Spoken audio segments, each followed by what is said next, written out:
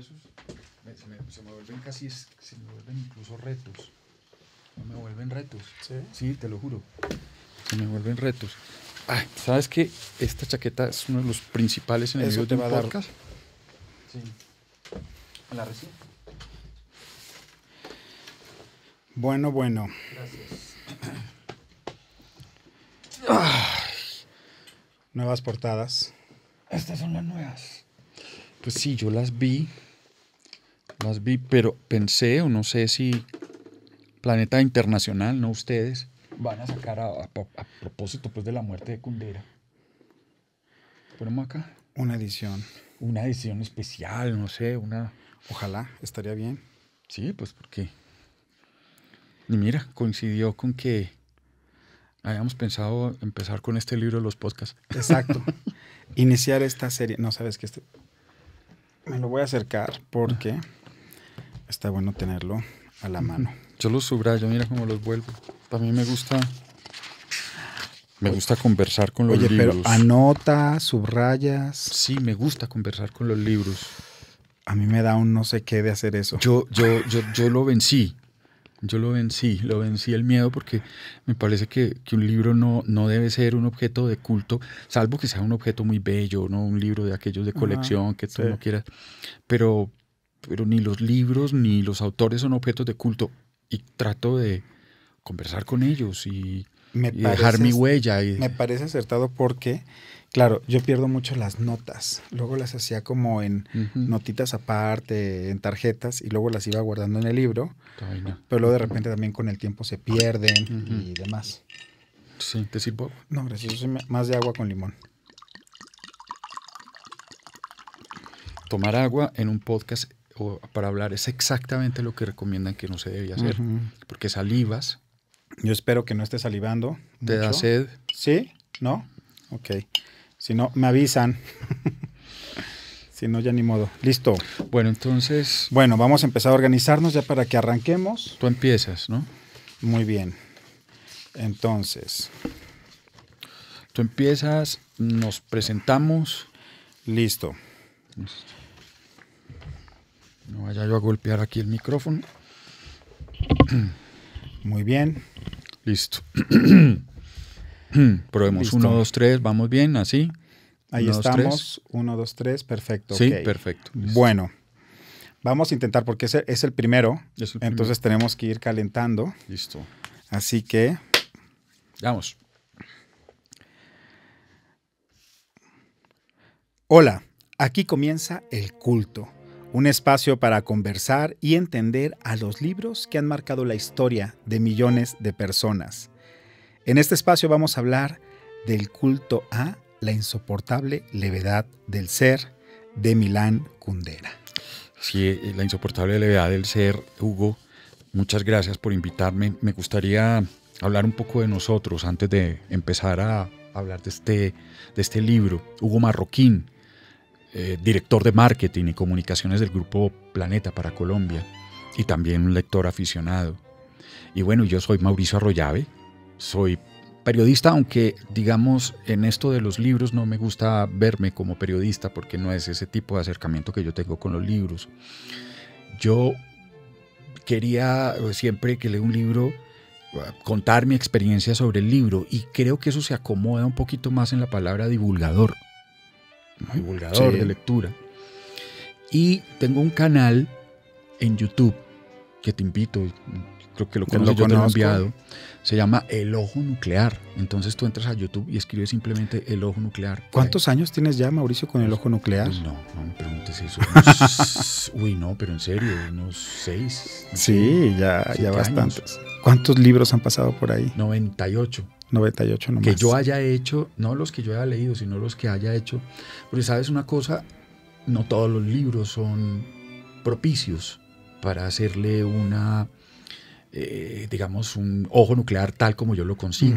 Yo no soy crítico literario, no tengo esa formación, no estudié para eso y pues no lo quiero ser.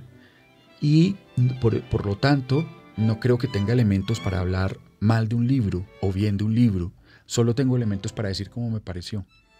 Eso es lo rico, porque justamente una búsqueda de este espacio cuando estábamos pensando en él y hacer un espacio diferente, porque claro, hay muchas reseñas, hay muchas críticas.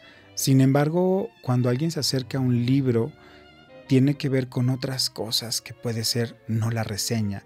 Cuando a alguien me refiero como a la gente normal, a la gente de la calle, a los que estamos paseando de repente en un centro comercial, vemos una librería y entramos, o que escuchamos por ahí. Y pues una reseña, una crítica no es siempre como la forma. Por eso nos gustaba pensar en este espacio como para conversar, pero también entender por qué estos libros están ahí siempre, en las conversaciones, en las casas de las personas, en las escuelas. Hay alguien siempre hablando de estos libros, como es el caso de La insoportable levedad del ser. Ese libro está en mi vida, ¿sabes? Desde hace muchísimo tiempo. ¿Ah, sí? Sí, mire, puede haber sido 1985. Podría tener 18 años. Me acuerdo que era un diciembre y estábamos en una finca que tenía mi familia en Coveñas, en el departamento de Sucre, y estaba el mar al frente. Había sido un día de mar, entonces ya estaba cansado. En la tarde ya empieza a alborotarse el mar, a picarse, como decimos, y llegan las aguamalas, y yo no soy muy amigo de las aguamalas, no nos queremos mutuamente. No, bueno. Y entonces ya me salí del mar, en fin, y me acuerdo que me iba a recostar un poco, y sobre la cama de alguien que estaba ahí, de los varios cuartos que había en esa casa, estaba La insoportable levedad del ser. Yo no lo conocía, no sabía que eso existía. Y vi un título que nunca se me ha olvidado. Una portada que nunca se me ha olvidado. La insoportable levedad del ser. Y un nombre que en ese momento era muy extraño para mí. Y lo empecé a leer. Alcancé a leer unas 10, 15 páginas, no más, porque además el libro no era mío y no me lo podía llevar. Y el robo no aplicaba. Y el robo no aplicaba, no era capaz de hacerlo en ese momento. Y bueno, digamos que desde ese momento está La insoportable levedad del ser y me ha suscitado muchas reflexiones. ¿Tú recuerdas?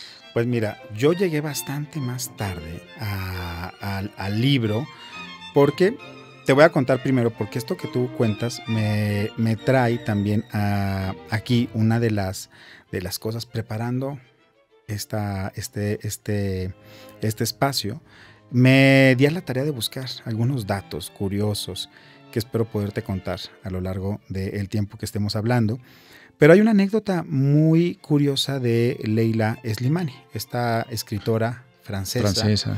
También que ha detonado y que tiene tremendas ventas. Y ella contaba que también lo descubrió como a los 15 años. Porque le preguntaban a ti como qué libro te transformó la vida. Uh-huh. Y como que de esa respuesta inequívoca de La insoportable levedad del ser. Y ella contaba que lo coincidente contigo también en una playa, pero en el Mediterráneo, no en el Caribe. No en el Caribe. Entonces, claro, ella tendría seguramente el mar un poquito más frío de lo que tú lo tenías en ese momento. No sé si menos aguamalas, cosa que agradezco. Puede ser.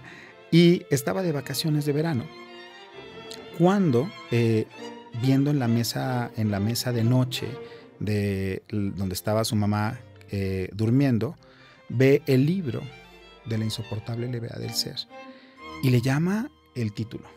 Igual que a mí. ¿Qué tiene? ¿Qué es ese título?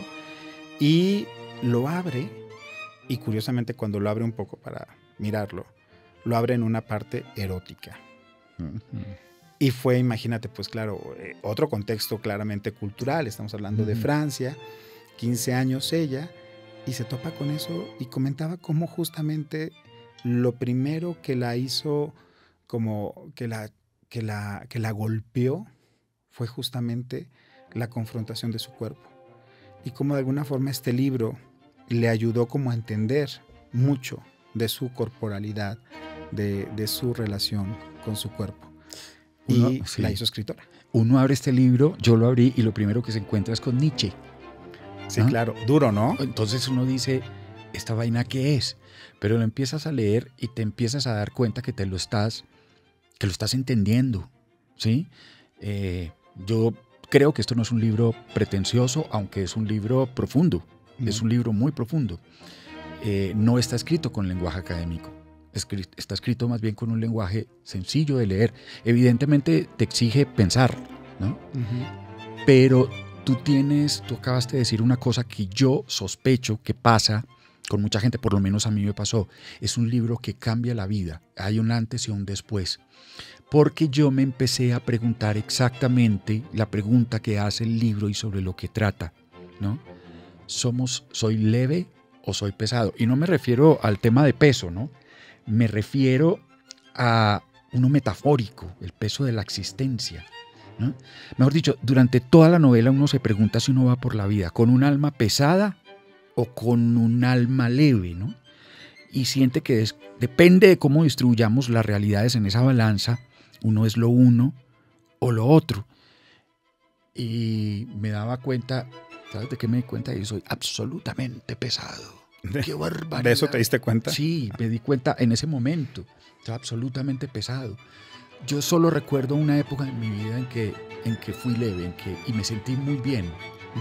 Pero no, mi alma tiende al peso y soy capaz de hacerme una cruz con 2 montadientes, pues con 2 palillitos de dientes.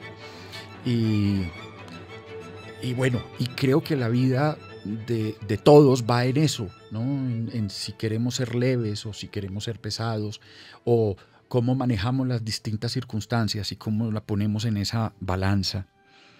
Entonces... Pero, déjame, te interrumpo, porque decías, ¿cómo llegamos al libro? El título es algo que uno encuentra mucho cuando estás escuchando reseñas a la gente que hablan del título. Este título que es a la vez un poco misterioso y por otro lado puede ser también un libro, un título muy claro. Pero ¿sabes qué? Yo tuve un problema con el título y lo he tenido todavía. La palabra levedad. No sé de qué forma, en qué acepción la tengo yo, pero no era exactamente como ligereza. Y cuando leí el libro yo decía, ¿por qué no pusieron la insoportable ligereza del ser? ¿O banalidad? No sé si banalidad, me gustaba más ligereza. Porque en mi forma de entender las palabras, pues ligereza me daba la acepción de peso. La levedad, bueno, quizá esta parte incluso casi de levitar de alguna manera, ¿no? Pero levedad me costó como título porque sentía que no me comunicaba. Y es muy interesante eso porque me parece que distinguir entre el peso y la levedad o la ligereza para podérmelo yo, porque digo, escucho levedad y en mi mente se traduce ligereza. ¿Cuántas metáforas sobre el peso tendremos en nuestra habla cotidiana? Uy, qué tipo tan pesado. Por ejemplo. Qué mujer tan pesada. No, sí. Es de sangre pesada. Es de sangre pesada, ¿no? Oye, qué pesadez, qué clima tan pesado, ¿no? Cuando cargas angustias. Sí, qué ambiente tan pesado, ¿no? ¿Sabes qué me llamó a mí, en cambio, la atención de este título? La palabra insoportable. Ok. Porque fíjate que lo insoportable sí es lo pesado. Y la levedad es exactamente lo contrario. Y en el título está incluido los 2 asuntos. Una cosa insoportable, sí, a pesar de que sea es demasiado pesado, el peso de lo insoportable, tanto que no te permite soportarlo. Y está contrastado con la palabra levedad ahí mismo. Eso hace ese título una locura. Sí. Y habla del ser. Entonces está apelando a todos los seres humanos, ¿no? Oye, y cuando lo mete en la novela, ¿no? Que son momentos tan claros, y no recordaré los pasajes porque tengo muy mala memoria, pero estos pasajes donde dice, no, entonces fulana, no sé qué, pasó tal, y entonces sintió la insoportable levedad del ser. Hay una, no estos títulos que además entran en las novelas. ¿Cómo es la de García Márquez de 100 años de soledad? ¿Tú te acuerdas de esa frase? ¿Cómo es? ¿El día que lo iban a matar? O cuando entra el título de la novela en una frase. Al final que estas generaciones no soportarán más 100 años de soledad. Algo así. Sí. Pero no soy preciso. No soy preciso. No, yo tampoco. Pero hay títulos que entran muy bien cuando en la historia, ¿no? Cuando lo están. Y ahí es como una revelación, de alguna manera. Mira, La insoportable levedad del ser es un libro que presenta el amor, el sexo, la fidelidad, las casualidades, el tema de las casualidades, la historia, los encuentros y los desencuentros, todos los acontecimientos emocionales, personales y sociales e incluso históricos, como toda una polifonía. Eso es lo que yo entendí. Es decir, mira, como un tejido, ¿sí? El libro, este artificio en el que interactúan muchos elementos independientes, son independientes pero a la vez correlativos. Esto es como una orquesta, como un partido de fútbol, exactamente. Tú eres independiente, juegas solo, pero no tendrías ningún valor si no estuvieras jugando con tus compañeros, si no estuvieras tocando en la orquesta con tus compañeros.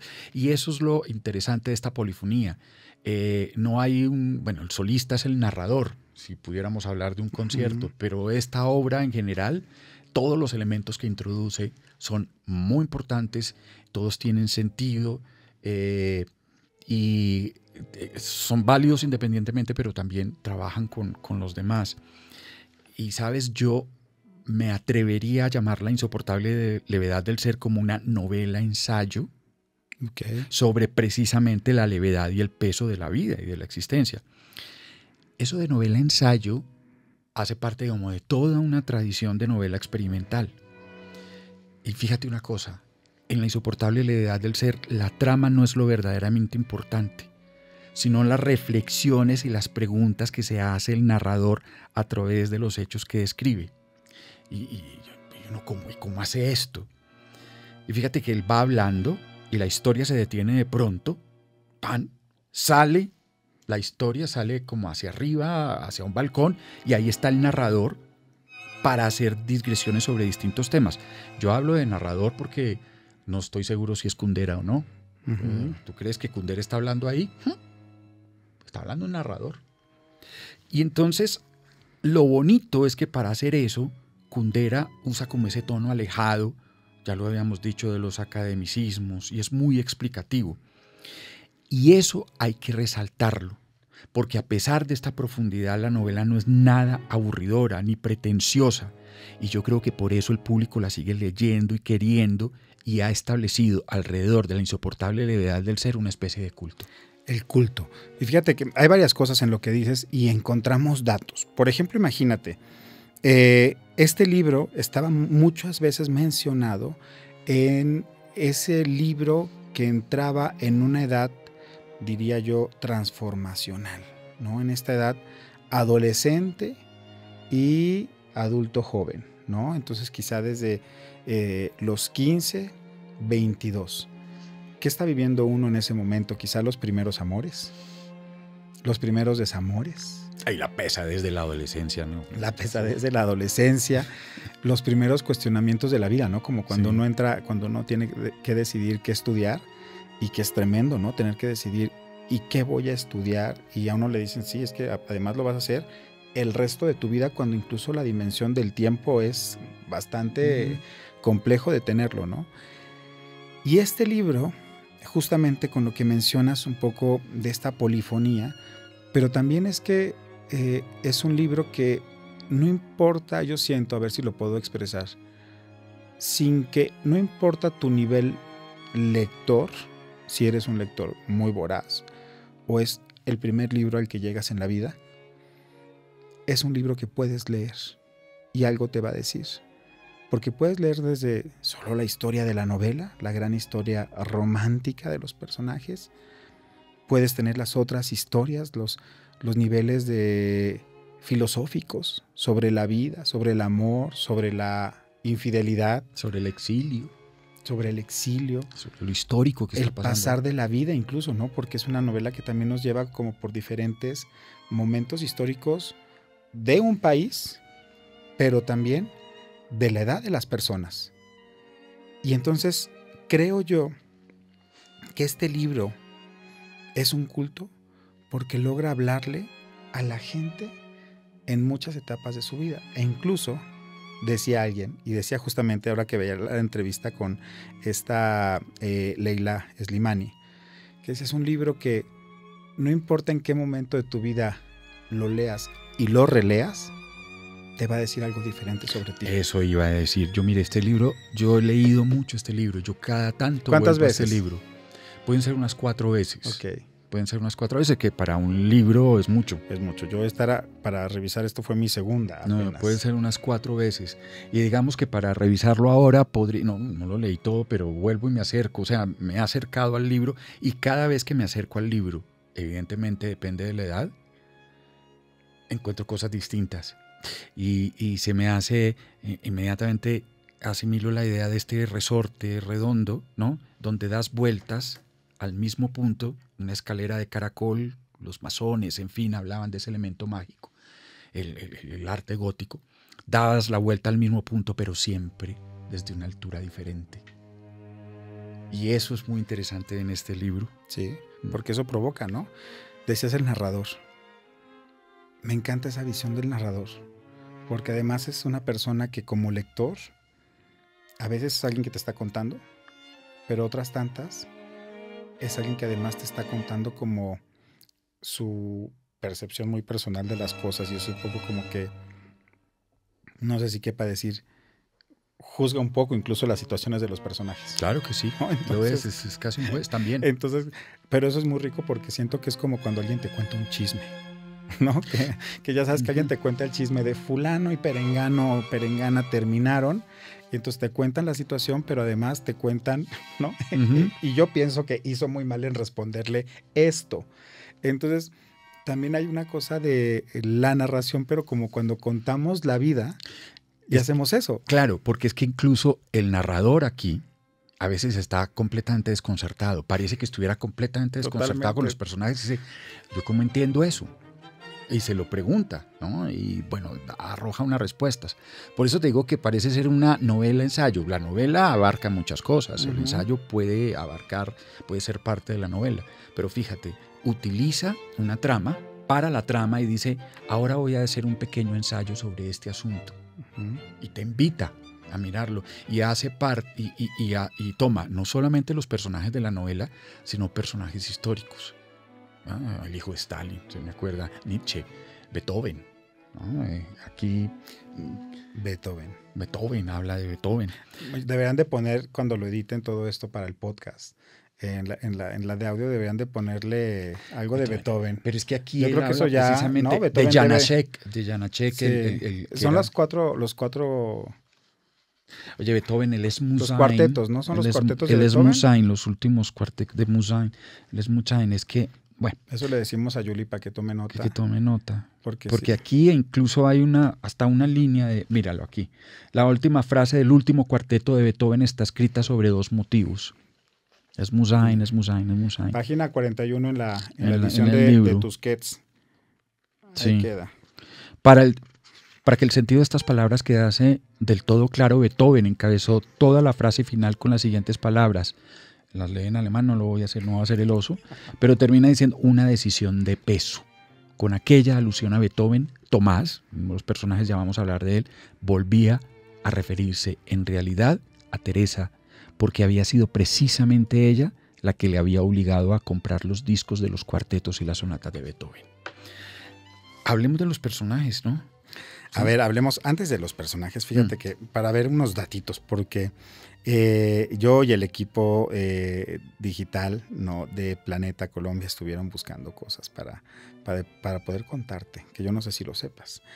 Y la gente, por supuesto. Esta es la 5ª novela del autor.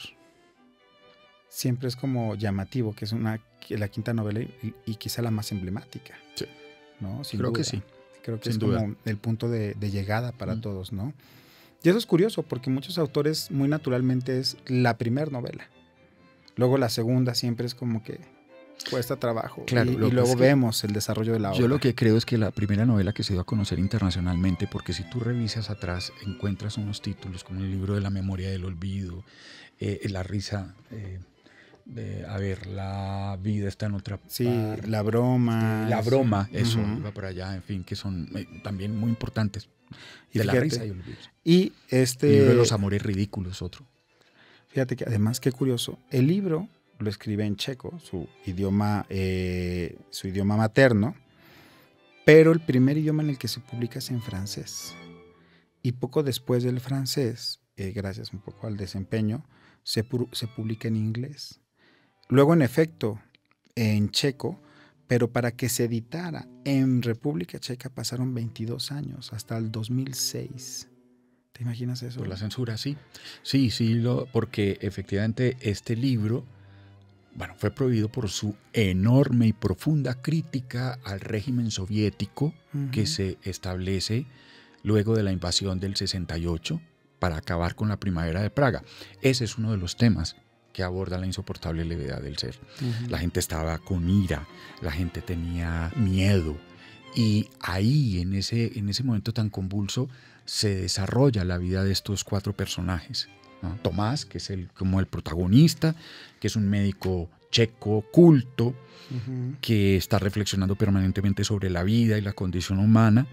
Y fíjate, él es uno de esos personajes que busca la levedad, ¿no?, en la vida. Es decir, él quiere, aunque es un hombre muy pesado, intenta vivir sin la carga de responsabilidades y los compromisos duraderos. Y uno se pregunta, ¿lo logra? Porque eso es interesante, porque él, a pesar, digamos, de esa búsqueda de la levedad, una de las cosas que más peso le da es experimentar relaciones amorosas complejas y apasionadas. Él es un tipo muy sexual, y ahí lo erótico de la novela, que tiene pasajes eróticos, y tiene varias amantes. Entramos a otro personaje rápido, una de Sabina, que es una de las amantes la amante de Tomás, principal. Es una pintora, también está rehuyendo al peso de las relaciones. Ella es una mujer que valora mucho su independencia y la libertad personal, y que quiere resistirse a las restricciones y normas sociales. Es una mujer muy inteligente, perspicaz, tiene también una cierta inestabilidad emocional. El tercer personaje es Teresa, y ella simboliza lo pesado de las relaciones, ¿no? Ella llegó a la vida de Tomás por un asunto que Tomás entendió como un tejido de casualidades. Y ahí Kundera hace una reflexión muy bonita. Dice, la vida cotidiana no es la que nos habla. Son las casualidades que encontramos en ellas las que verdaderamente nos hablan, ¿no? Nos llaman la atención. Y ella es un ser profundamente vulnerable, muy sensible, ¿no? Y está buscando una relación significativa. El último personaje que completa este cuarteto es Franz, otro amante de Sabina. Es un profesor suizo de literatura, es un tipo romántico, soñador, un tipo sensible, profundamente interesado en la filosofía del arte. Ay, que no se me olvide un personaje bellísimo, ¿no? Karenin, la perrita. Claro, bueno, ese tenemos que hablar perrita, un poco sobre Karenin particularmente, porque además estas nuevas ediciones de Maxi Tusquets tienen, perdón, déjeme, más bien, esto debía haberlo hecho antes de poner esto en modo avión. Karenin, la perrita, ¿qué personaje? Tenemos que hablar de él en particular. Sí, porque yo creo Karenin es una perrita que ellos adoptan, ¿sí?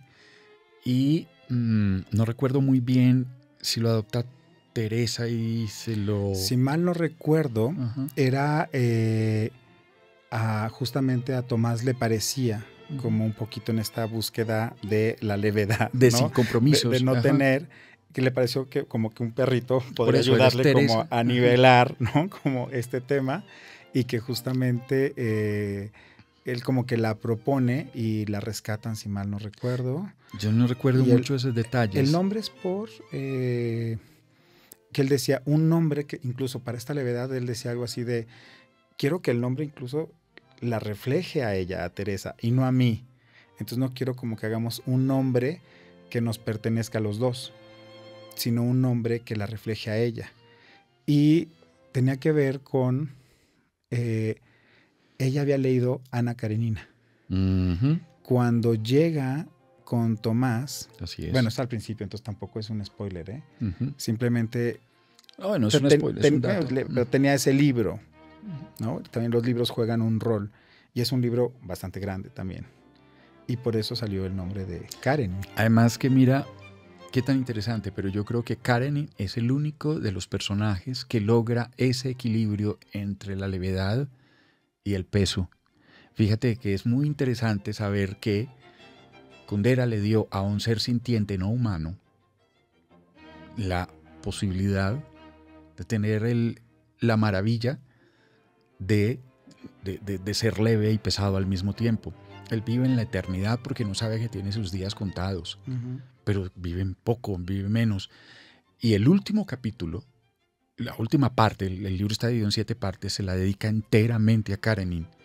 Y para nosotros, los que tenemos un amor especial por los animales, es supremamente conmovedor, es una cosa preciosa y nos ayuda a entender incluso a los animales.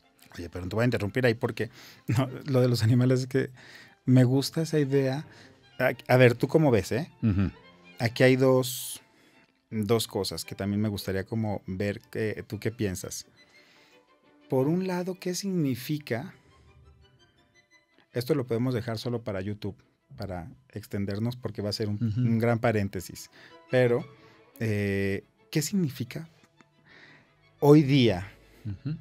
Pensando que este es un libro que entra en la edad transformacional o en la etapa de formación de muchos jóvenes. Sí. Hablabas, ¿no? ¿Quién era Tomás? La búsqueda de levedad, del compromiso.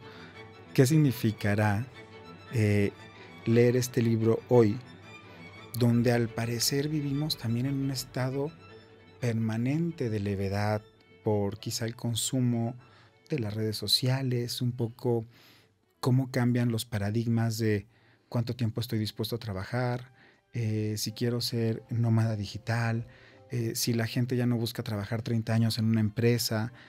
Han cambiado mucho esos paradigmas. Incluso pensaría yo que el rol de la mascota es totalmente opuesto a lo que era en muchas culturas, o al menos yo todavía de joven crecimos y los perros no tenían el rol familiar que tienen hoy día. Y eso me llama la atención. ¿Cómo crees tú que sucede este libro que en un sentido me parece totalmente contemporáneo? Siempre es contemporáneo. Mira, los animales siempre, es la idea que tengo, tenían una función útil. Eran útiles para algo. El gato en la casa servía para ahuyentar los ratones o las cucarachas. Ajá. Sí, exactamente. Y el perro a los ladrones. El perro a los ladrones, ¿sí? ¿Para qué vas a tener un gato? Eso no te sirve de nada. Lo que va a hacer es un gasto. ¿Para qué vas a tener un perro? Eso, a ver, ¿para qué lo quieres? Eso, ¿no? Sí, había una concepción. Ya ahora es distinto. Hasta el solo hecho de que yo, por ejemplo, tengo gatos y me cambio la voz. Hablo como un niño. No, claro, me permito ser ridículo con ellos. No puede uno ser serio con un gato. No puede ser serio con un gato y hablo. El solo hecho de yo arrodillarme o bajar mi estatura hasta el piso para ponerme a su nivel me baja de aquel orgullo, de aquella del insoportable peso que tengo encima. ¿Sí? Y eso es muy interesante, eso me parece muy bonito. Pero lo que estabas hablando ahora de la juventud no solamente está las preguntas como el trabajo, ¿no? Los cambios que han introducido las redes sociales. Pregúntate tú el peso que tenemos hoy con el cambio climático y el medio ambiente y saber que quizás tenemos muy cerca, el peso terrible de saber que tenemos muy cerca el deterioro de nuestro planeta y quizás nuestra propia existencia. Ese es un peso insoportable. Sí. ¿Sí? Entonces, evidentemente yo creo que este es un libro, bueno, y además fíjate que por lo menos cuando yo lo leí estaba en el peso de todo lo que tenía que decidir, que estudiar, quién soy, mi sexualidad, todos estos elementos, pero además uno en esa época quiere ser leve en las fiestas, buscar relaciones más rápidas, ¿sí? Y hay ahí una interrogante que este libro entra a preguntarle, y por eso me parece a mí, porque durante muchos años el libro La insoportable levedad del ser ha sido el favorito sobre todo de estudiantes. Sí. Estudiantes. Aquí en Colombia, ¿quiénes lo buscan más? ¿Cómo se busca más? Tenías unos datos. Fíjate, en Colombia esto está muy curioso.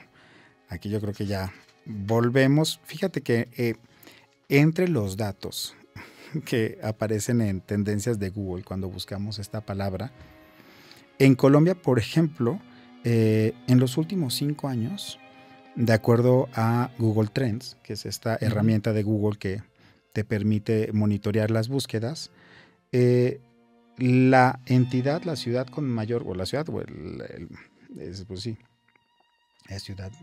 Sí, es una ciudad. La Calera. Es Sí, ciudad, es no es ciudad. una ciudad Pequeña, intermedia. pequeña, ¿no? Sí, pequeña.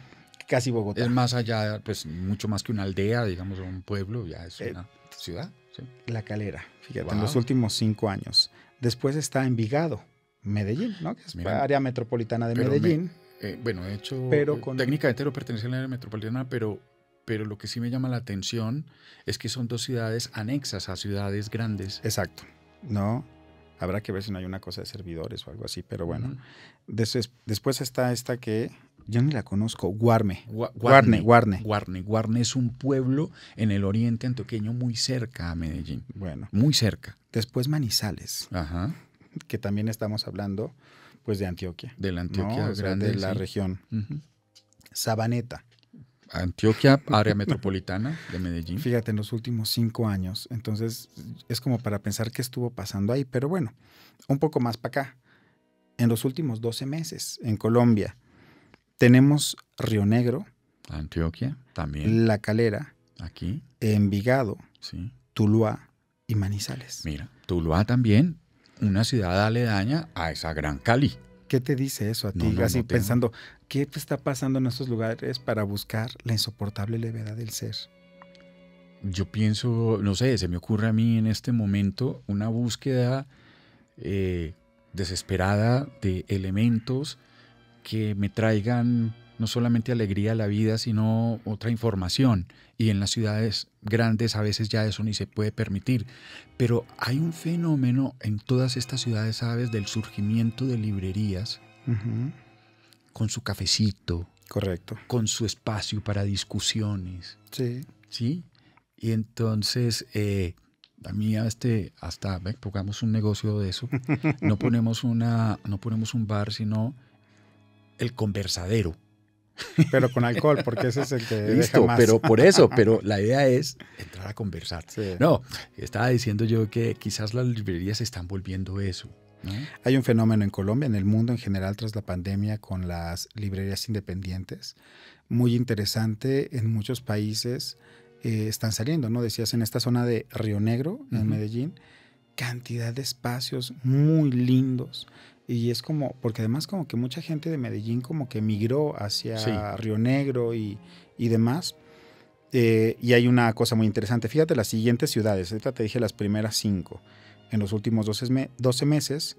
Después está Pereira, Itagüí, Medellín, Bogotá y Soacha. Qué También curioso. una ciudad aledaña a Bogotá. Y cuando llevamos esto, agarramos un periodo de 5 años previo a la muerte de Milan Kundera, que sucedió en este julio de 2023. Previo a eso, porque claramente eso detonó muchísimas búsquedas, entonces distorsionaba un poco los datos que queríamos mirar. Y encontramos que, por ejemplo, entre las búsquedas globales, Armenia se encontraba en el lugar 16 y Medellín en el lugar 22. Te estoy hablando que además fíjate, la ciudad de nacimiento de Milan Kundera, que no la sé pronunciar, pero es como Brno, B-R-N-O. Sí, sí. No sé cómo se pronuncia. Es la segunda. En mi checo, yo hace tiempo no pronuncio, no practico mucho el checo. Hay ciudades checas que yo no sé aquí. Pero no, sí. Son los primeros. Te queda cerca. Y Armenia en el 16 y Medellín en el 22. Quizá mi algoritmo, no sé si me haya dado un pequeño sesgo ahí, pero era muy curioso porque auténticamente eran ciudades que yo no conozco. Sí. Y de repente ver Armenia y viendo los datos de Colombia. Lo que me llama la atención es que en Armenia, por lo menos hasta hace muy poco, no hay librerías en Armenia. Bueno, hay algunas pocas. Está el centro cultural. Hay Claudia Morales. No, ella cerró hace tiempo. Sí. Ella cerró hace tiempo su librería El Árbol de Libros. Sí. Y no sé si había una más pequeña, en fin. Es decir, son regiones donde las librerías son escasas. Son escasas en todo caso. Son escasas. Y la gente está demostrando que quiere, necesita, busca. Sí. Este tipo de encuentros con literatura. Y Armenia, que tiene mucho rolo, mucho bogotano pensionado que se está yendo a vivir. Mucha gente que, claro, se escapa de las grandes ciudades para disfrutar de ese paisaje, esa sí, belleza. hermoso. Mira, hay un asunto, siguiendo con el libro, de los tópicos que toca, que me parecen muy interesantes. Por ejemplo, decía, uno abre el libro y se encuentra con Nietzsche y habla del mito del eterno retorno. Ese que dice que pertenecemos, digamos, a una especie de ciclo en el que todo se repite, ¿no? Y eso lo vuelve, sería absolutamente insoportablemente leve el ser si esto que pasa aquí, si lo que yo dije, si lo que yo sentí desaparece por completo. Pero si hay un elemento de retorno permanente, fíjate el peso que le da. Oye, perdón, aquí diríamos para traducir al mexicano popular, la chancla que yo tiro no la vuelvo a levantar, no es tan verdadero entonces. Pues sí, exactamente. Yo no creo que se refiere a que eso me vuelva a pasar a mí o una reencarnación mía, sino que la humanidad repite constantemente estos sentimientos en un eterno retorno, ¿sí? Eso decía Nietzsche.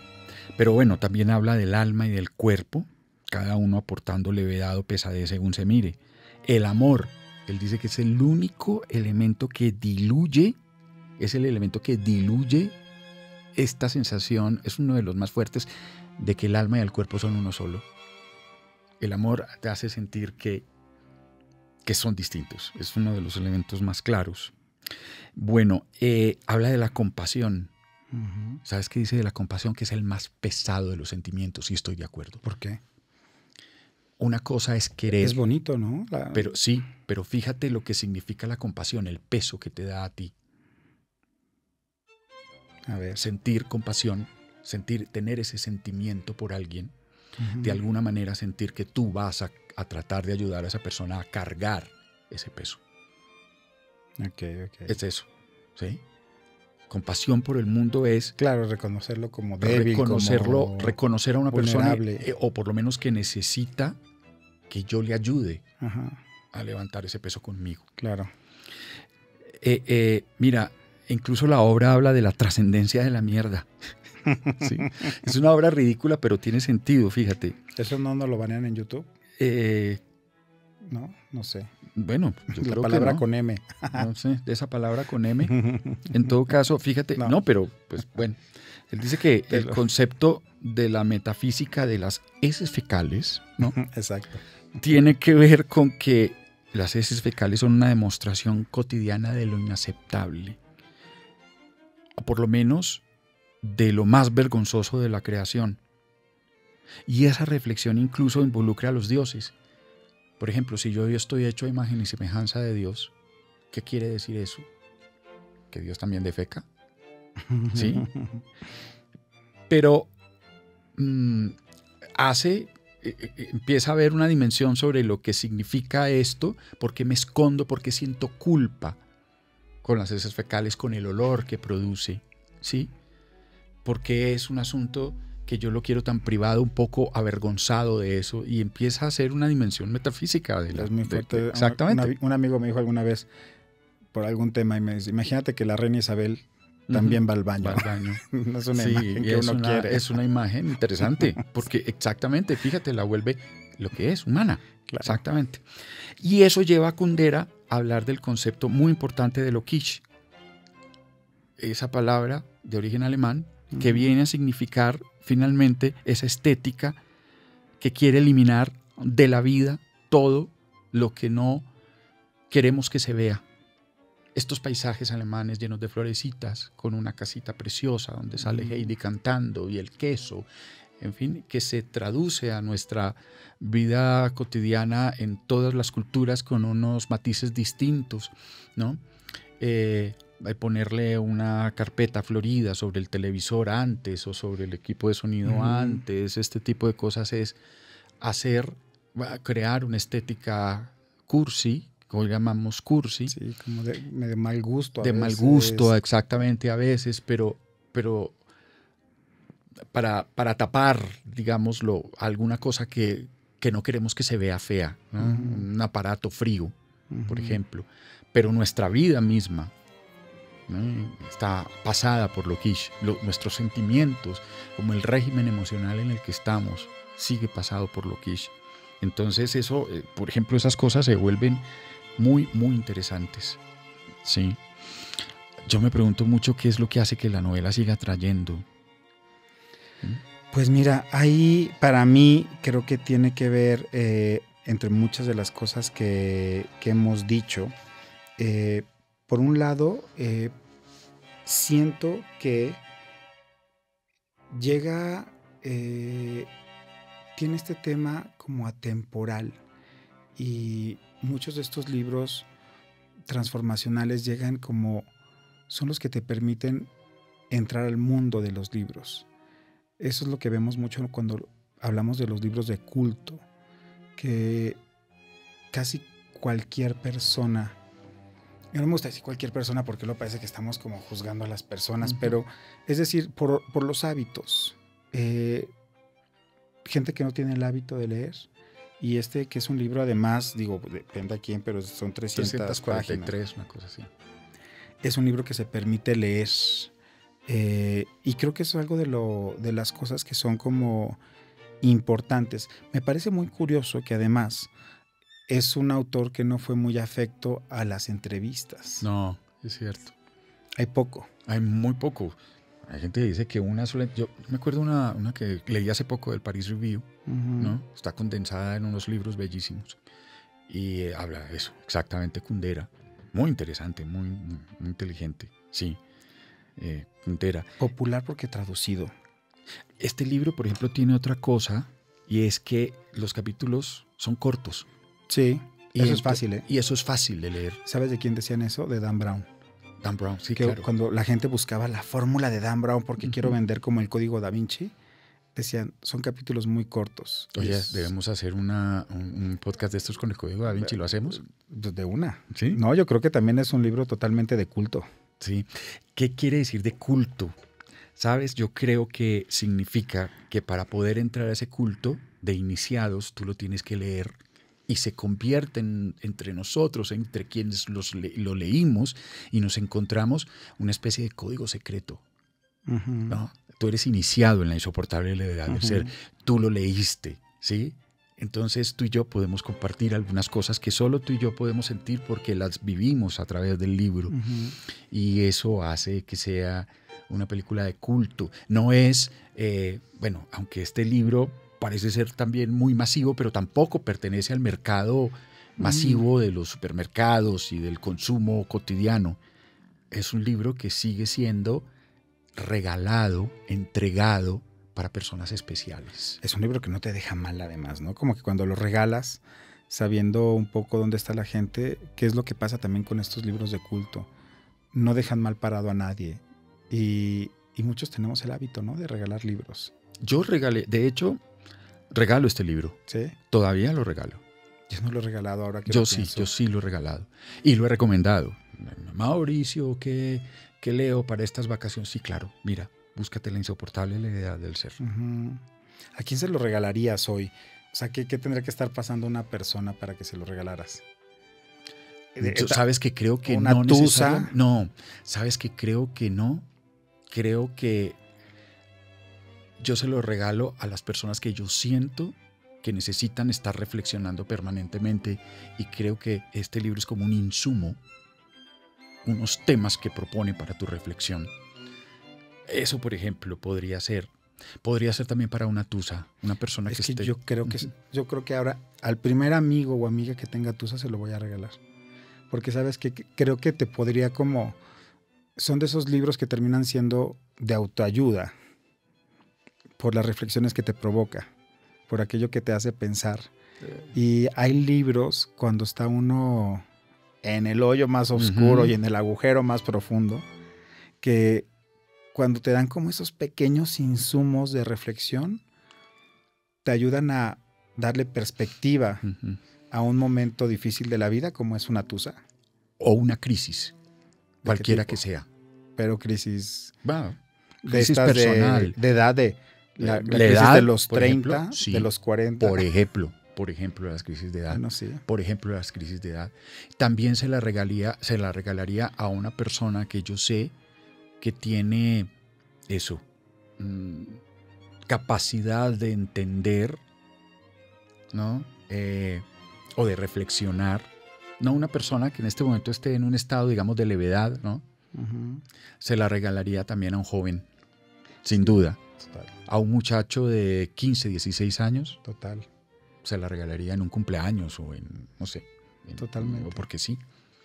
Oye, sí, claro. Yo me voy a ir por la tusa. Y ahora que ya estoy entrando en edad de amigos divorciados, separados, ¿no? Sí. También yo creo que para ellos vamos a tener... Este va a ser un buen libro si no lo han leído. Y si una persona que tenga amantes también, porque Oye, este libro habla sobre eso. La infidelidad es un tema... Ahora va a decir, me lo regalaste y entonces va, ajá, me estás poniendo los cachos. No.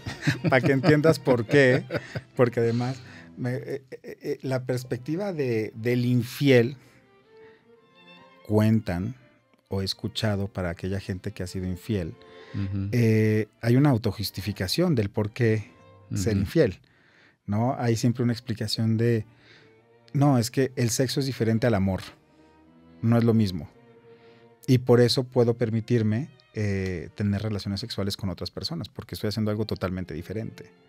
Y sin embargo, a mí nunca me molestó el personache. No, tampoco. Nunca lo juzgué negativamente, como que entendí dónde estaba y dije, pues, sí está mala onda, pero yo bueno. Como tengo un concepto distinto, muy poco popular sobre la fidelidad, ¿no? Pero parece que hay cosas más importantes en la fidelidad que un encuentro sexual. ¿Ves al personaje hoy día en una relación poliamorosa? Lo que pasa es que Teresa, la otra, la mujer con la que finalmente Tomás se queda, y lo dicen desde el principio, no es un spoiler, exactamente, que con la quien vive, no permitiría eso. No permitiría eso. Ella quiere el peso de la relación para él solo. Y Teresa... El poliamor será ahí sí sería un spoiler, pero Teresa sabe un poco de eso. ¿El poliamor sería leve o sería pesado? Yo creo que pesadísimo. No puede una persona va a poder con dos. No me digas. No sé, ojalá. No sé, yo los veo muy felices, entonces no, me pregunto. yo no lo veo feliz. Pero bueno, yo, Mauricio Arroyave del Río, no estoy hablando de lo humano en general, ¿no? Que eso es otra cosa. Que sí, claro. Esas generalizaciones son tan equivocadas. Depende ahora sí cómo le fue a uno en la feria, dirían. Oye, Mauricio, pues bueno, fíjate que para ir cerrando un poco, porque cuánto más se podría decir, pero fíjate que este libro lo descubre en español Beatriz de Moura. Bueno, lo traduce, lo descubre en francés.